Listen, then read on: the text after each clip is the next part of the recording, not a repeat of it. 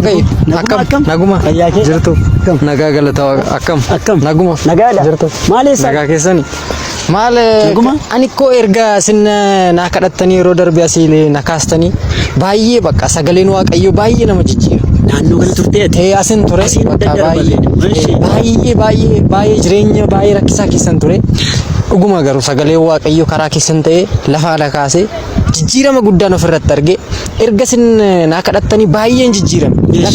dur sagalee waaqayyo nama jijjiira jedhaman hin beeku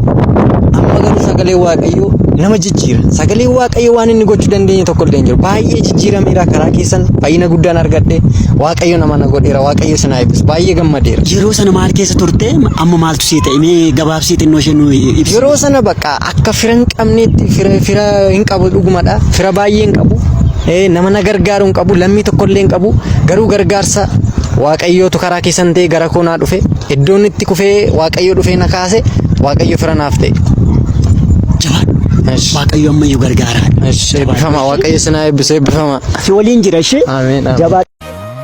akkan caabuu